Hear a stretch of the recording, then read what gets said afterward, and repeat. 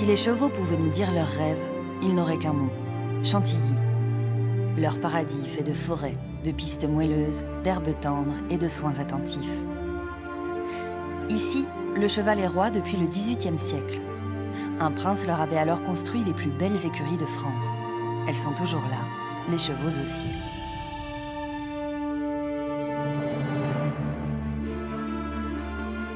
Ceux de Sophie et de ses cavalières. Ceux de Christian Hed, entraîneur célèbre qui s'est jugé d'un regard ou d'un geste et qui a la responsabilité de Trèves, le meilleur pur sang du monde. Il y a aussi ceux qui font crier les parieurs. Allez, ou ceux dont le musée de Chantilly conserve la mémoire, et d'autres enfin très chics, les chevaux de polo de Benoît Perrier. Chantilly est devenue la capitale française du cheval grâce au prince de Condé qui avait fait bâtir ces grandes écuries. C'est Sophie désormais qui veille sur ces lieux, aussi somptueux que le château dont elles dépendent. Vous aviez le palais pour les princes, le palais pour les chevaux. Et ça a été construit donc au XVIIIe siècle sous Louis-Henri de Bourbon, 7e prince de Condé. C'est la première fois que des écuries ne sont pas dans les dépendances du château, toutes petites, cachées. Au contraire, là, elles sont édifiées véritablement comme un château pour chevaux, un lieu exceptionnel qui leur est dédié.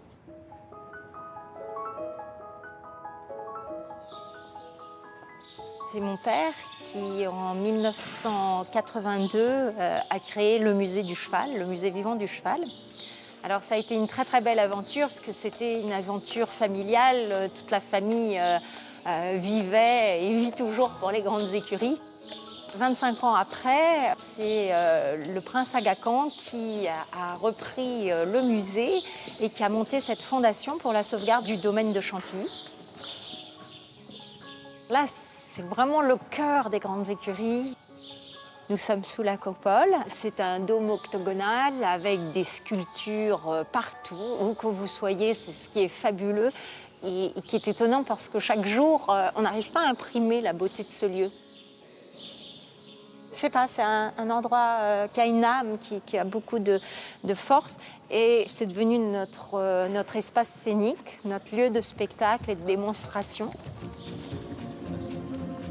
Autrefois, c'est d'ici que partaient les chasses à courre des grands de ce monde. Quand ils étaient invités ici, c'était pour courir le cerf, le renard ou le lièvre. Et le prince savait les recevoir en tenant à leur disposition 240 chevaux parfaitement soignés dans leur propre palais. Aujourd'hui, il y en a toujours une cinquantaine dans les stalles du prince de Condé. Mais leur raison d'être, ce n'est plus la chasse, c'est le spectacle. Nous arrivons dans la cour des Chenils, qui a été transformée en carrière, qui est l'endroit extérieur où on travaille les chevaux. À l'origine, c'était donc le chenil pour la chasse à courre. Vous aviez jusqu'à 5 meutes, jusqu'à 500 chiens. Et donc voilà l'entraînement des chevaux, des cavalières. C'est vraiment là où, quand on ne va pas en forêt, où on travaille nos chevaux. Et c'est un travail très lent. Il faut à peu près 3 ans pour éduquer un cheval. Et chaque cavalière a son cheval attitré.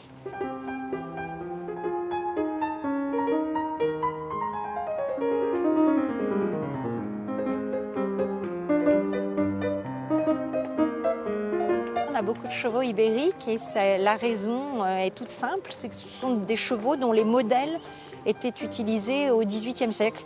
Ce sont des chevaux qui ont été élevés depuis des siècles pour la tauromachie.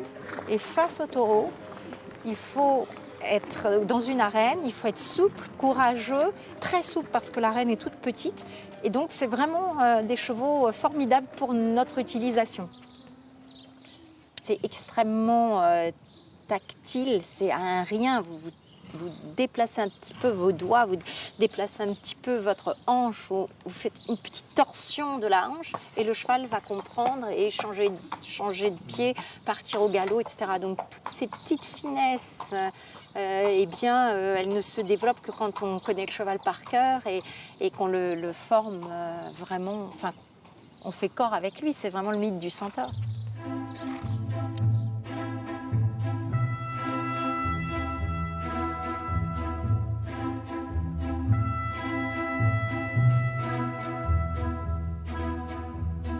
Alors ce cheval, c'est vraiment quelque chose de particulier hein, puisque c'est mon cheval personnel. Ça peut s'apparenter à une histoire d'amour dans le sens où c'est vraiment... on apprend à se connaître, puis ça a été vraiment un coup de foudre à la base, quoi. C'est ce qui m'a fait le choisir. Donc du coup, ce cheval, c'est vraiment un cheval que j'ai modelé de A à Z. Sa particularité, c'est vraiment c'est sa race, puisque c'est une race qui est très très rare. C'est un cheval qui vient de l'île de Minorque, dans les Baléares.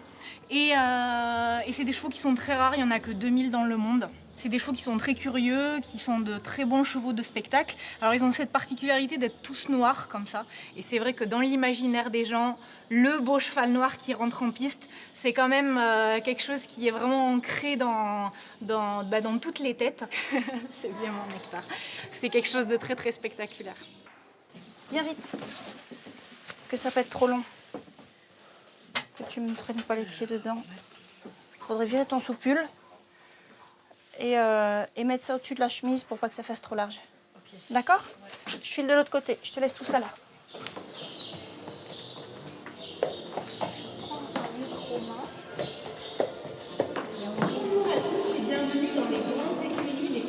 Tous les mercredis, les chevaux se prêtent de bonne grâce aux requêtes des 12 cavalières de l'écurie pour montrer l'étendue de leur savoir-faire. À des spectateurs parfois venus de très loin. Eh bien, ici, avec Orfeo, on va vous proposer quelque chose qui est assez spectaculaire. Si je le déséquilibre un petit peu avec mes rênes, que je touche derrière ces deux genoux, hop, le cheval est couché. Si on le ralentit quand il se relève, eh bien on obtient une autre figure, c'est le assis. En fait, on est déjà toutes cavalières de dressage à la base. Certaines avaient déjà fait du spectacle aussi avant d'arriver ici. Et la plupart des cavalières, en fait, ont appris sur le tas. Donc, on s'est présenté comme ça parce que, voilà, le lieu nous intéressait ou bien le fait de faire du spectacle, ça nous disait bien. Et voilà, comme il y a une super équipe, eh bien, chacune donne un petit peu ses trucs pour travailler en vue de faire du spectacle.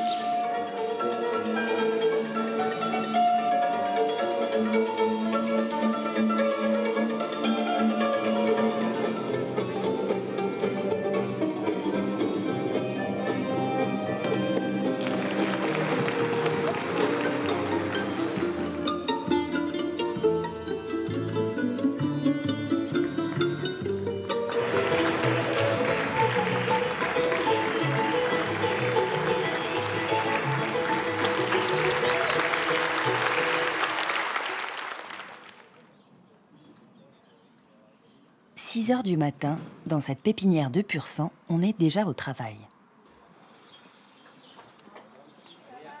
Allez, hop. Belle de Crécy. Capitaine a l'habitude de se lever à l'aube. Cela fait 16 ans qu'il travaille pour une des plus célèbres écuries du monde, celle de Christian Head, toujours avec la même passion.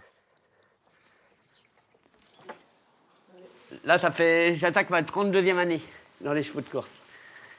Si c'est pas une belle pouliche, toi. Regardez. Elle tourne, allez, faut tourner, faut faire voir. Alors là, je la broche, je la mets belle.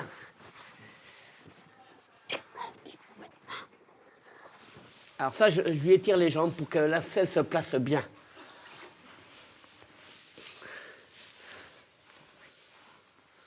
Oh ma gueule. Allez, viens, ma belle.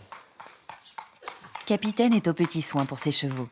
D'abord parce qu'il les aime, mais aussi parce qu'il sait qu'ils valent des fortunes. Leurs propriétaires les ont mis ici parce qu'ils ont confiance. Ce matin, Capitaine va faire travailler Belle de Crécy, une jolie jument de 3 ans. Il va se joindre au premier groupe de chevaux entraîné par Christian Head. Ici, vous êtes sur les pistes, ce qu'on appelle les pistes des Aigles. C'est le plus grand centre d'entraînement en France et un des plus grands centres d'entraînement au monde pour les pur sang. Il y a à peu près pas loin de 3000 chevaux à l'entraînement. Il y a 250 hectares de pistes. Alors vous avez des pistes en sable, des pistes en gazon. Ça monte, ça descend. Vous pouvez travailler en ligne droite, vous pouvez travailler corde à droite, corde à gauche, comme vous voulez. Je dis toujours, c'est le plus beau bureau du monde ici. Avec le soleil qui se lève comme ça le matin, on est très gâtés. La plupart de mes propriétaires sont des éleveurs. Alors, j'ai généralement des chevaux qui ont été élevés. Avec un petit avantage, c'est que j'ai souvent entraîné des familles entières. Donc, on a plus vite cerné les chevaux, là. Quand on a entraîné le père, la mère, les grands-parents. Je vous vois soucieuse, là. Non, non, je regarde, parce que ça m'intéresse de voir ce qui se passe. Doucement, doucement. Doucement. Ils ont vu les galops, chose qu'ils ne voient pas. Normalement, sur le gazon, ils sont frais. Ils se sentent bien et le leader, il est encore plus bête que les autres. Alors comme ça, on est bien. Maurizio, vous allez rester derrière Brice. Et vous venez avec lui, vous vous attendez. Hein, elle n'a jamais travaillé, cette jument-là, Brice. Bien sur la main, celui qui va le mieux attend l'autre. Hein. Vous restez ensemble, bien ensemble. Hein. Ben, je les regarde marcher, je regarde leur attitude, la façon dont ils se comportent. Alors moi, je vais y aller parce que sinon, je vais rater mon galop. Alors, ils peuvent faire des pointes à 70 km/h.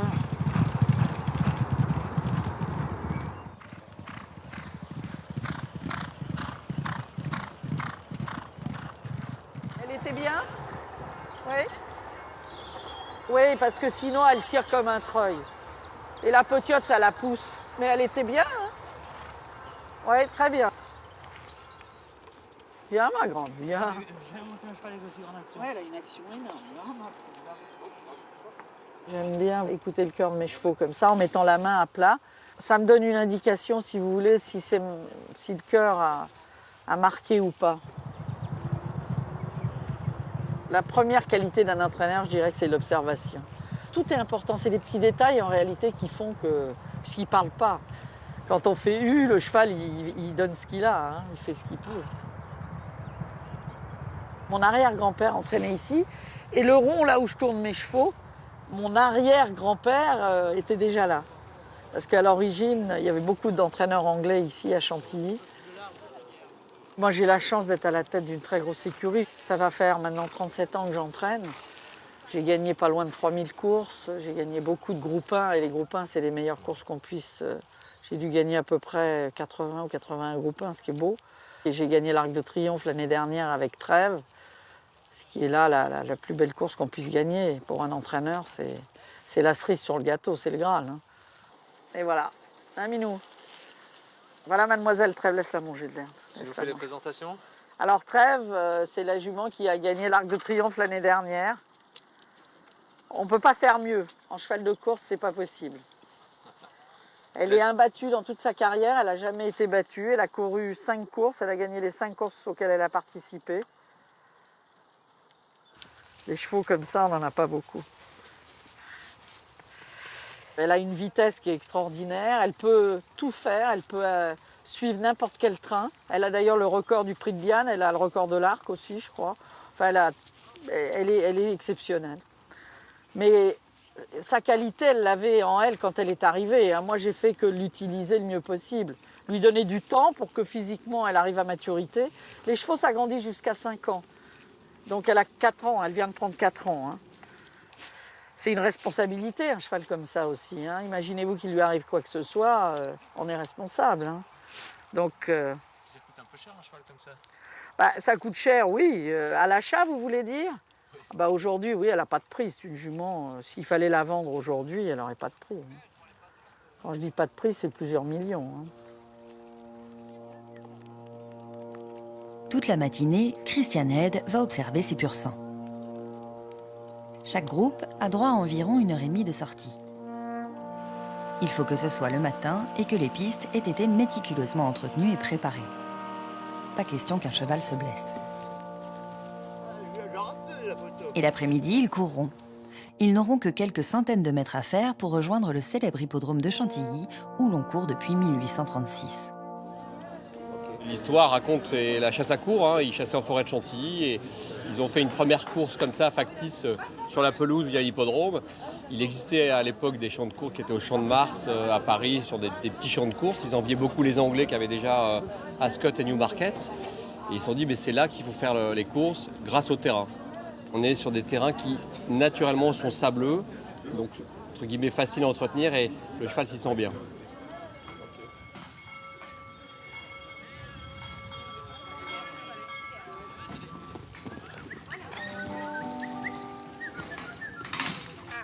Un cheval, quand il arrive sur un hippodrome, il sait pourquoi. Il va courir, donc automatiquement, son caractère va changer. Ils sont très nerveux, oui, c'est la race qui veut ça, c'est le pur sang, bien sûr. Il faut savoir que tous les chevaux ont un box attitré pour la journée.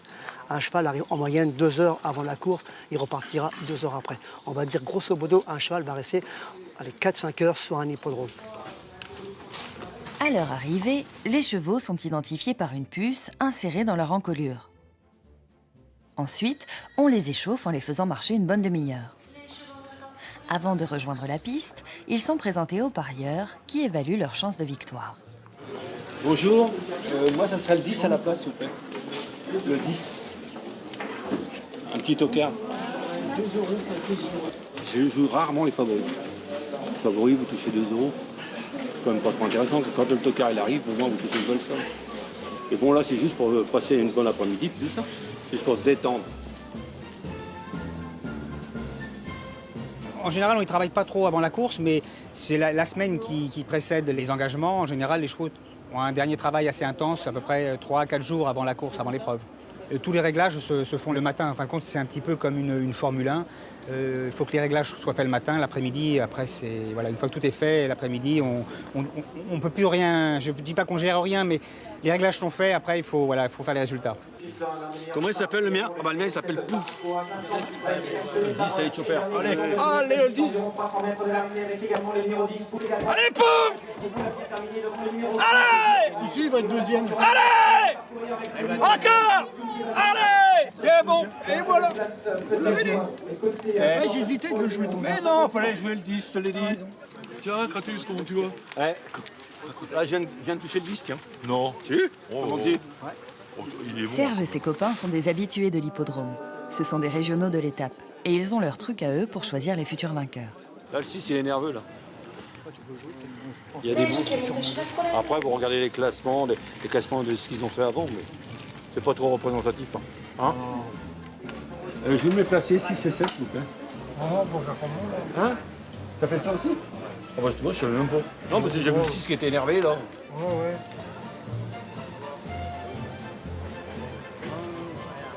T'as joué, toi?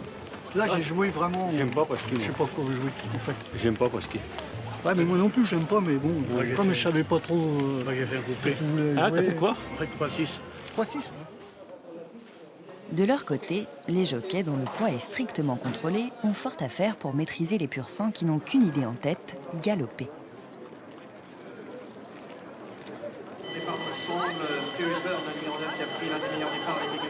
Ça y est, c'est parti. 1900 mètres pour cette course. Mais il existe aussi du sprint pur sur 1000 mètres ou demi-fond sur 3000 mètres. Les parieurs sont trop occupés par leur course pour prêter attention au fabuleux décor de l'hippodrome. Les écuries du Prince de Condé. Ah, mais il va pas tenir le 8. Et le château de Chantilly qui observe et encadre la vie hippique depuis si longtemps. Oui, mais ça veut rien dire. Ça veut rien dire que ce soit dernier. Faut pas qu'il mène là. Le grondement du galop se rapproche. À Chantilly, comme toujours, on n'a plus Dieu que pour les chevaux. Allez,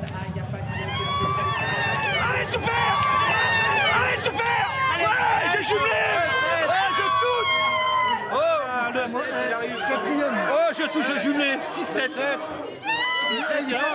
6-7, je suis jumelé! Je viens gagnant, moi. Décidément, c'est jour de chance pour Serge. L'un dans l'autre, on est un peu plus perdant que gagnant. Ou alors, il faut jouer vraiment être sûr. Que nous, on fait ça, c'est pour passer l'après-midi. Hein. Non, on fait ça pour notre détente à nous, pour passer un bon moment, c'est tout. Ben, c'est un peu logique. Hein. On a tellement des contraintes en tant que retraités, maintenant... De l'autre côté du champ de course, il y a aussi des ambiances plus sereines. Les grandes écuries abritent un musée qui s'étend sur 15 salles disposées autour de la cour des remises et où sont exposés plus de 200 tableaux, objets ou sculptures dont le dénominateur commun est bien sûr le cheval. C'est un musée qui a réouvert en juin 2013 et qui présente à travers une grande variété d'objets différents thèmes liés à l'histoire du cheval et à son rapport avec l'humain et à son développement dans la société. Nous exposons au musée du cheval ce tableau qui nous a été prêté par le musée Condé. C'est un tableau qui représente en fait les premières courses à Chantilly. Donc on reconnaît bien en fait les grandes écuries et la grande pelouse où il y avait un embryon d'hippodrome. Et ce qui est très intéressant, c'est qu'en fait, on ne voit pas le château de Chantilly. Il y a le petit château de la Renaissance, mais la grande forteresse qui a été détruite à la Révolution, eh bien, en fait, a disparu. Et on n'a pas encore le château construit au XIXe siècle par le duc d'Aumale. Et puis un deuxième point assez intéressant et assez drôle, c'est la position des chevaux. Ils sont dans ce qu'on appelle le galop volant, c'est-à-dire complètement étendus. Et en fait, c'est une position complètement impossible pour un cheval, notamment lorsqu'il galope. Et il va falloir attendre en fait l'invention de la photographie et des expériences menées par des photographes pour qu'on puisse découvrir le vrai mouvement du cheval lorsqu'il galope. Mais les peintres en fait avaient cette impression vraiment avec la vitesse des chevaux.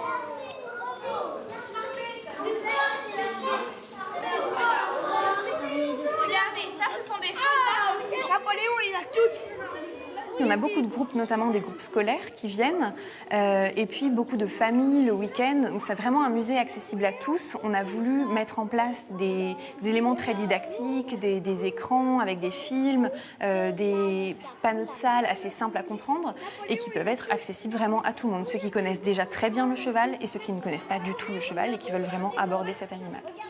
Donc vous voyez les enfants très tôt débarquent, surtout les enfants nobles, les enfants qui étaient futurs rois, on leur apprenait à monter un cheval. C'est des cavaliers. Alors ça, c'est pas du temps des rois, c'est un petit peu plus récent. Oui, à la guerre. On est une classe de CE1, on vient de Tremblay en France, donc en Seine-Saint-Denis.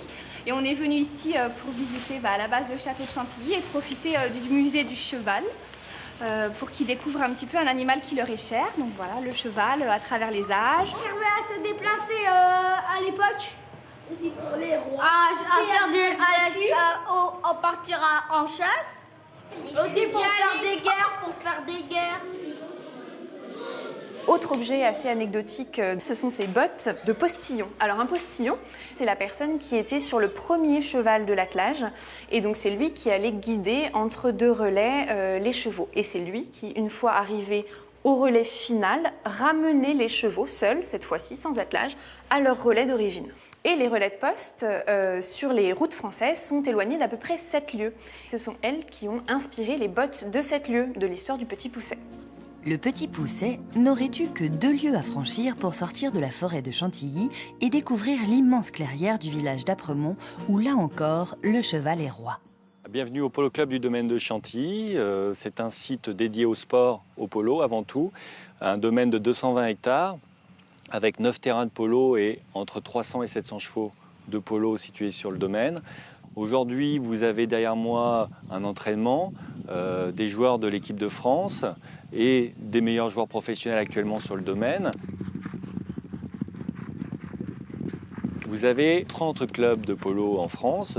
Il faut savoir que Chantilly, c'est le premier club en termes d'effectifs et en termes de surface de jeu. Nous avons pas loin de 350-400 licenciés à Chantilly et la Fédération française de polo compte actuellement 1042 licenciés.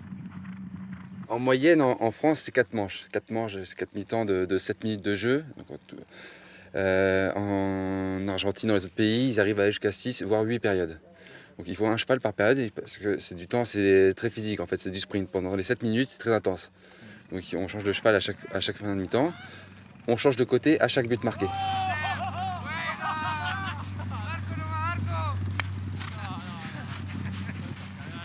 C'est vrai que le polo a toujours cette image très élitiste, au bord du terrain, il y a des gens avec des costumes, des cravates, des chapeaux, des robes.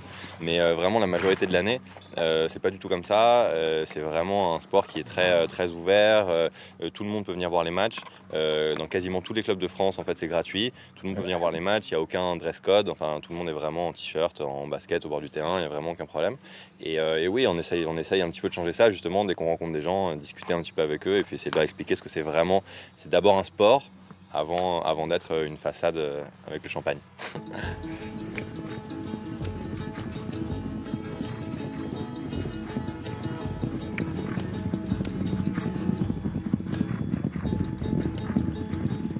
L'Argentine reste le leader sur le polo au niveau mondial. Les meilleurs joueurs, les meilleures organisations, les meilleurs chevaux, les meilleurs élevages viennent d'Argentine. sur des chevaux calmes, froids. Donc c'est intéressant d'avoir des chevaux de ces origines-là. Nous avons les grandes compétitions qui commencent mai-juin. Donc au total, nous jouons pas loin de 48 tournois, ce qui représente 500 matchs sur la saison de polo. Nous avons une école pour vous accueillir. Nous faisons de l'initiation tous les 15 jours pour des personnes qui veulent découvrir ce sport. Et c'est accessible pour tout le monde.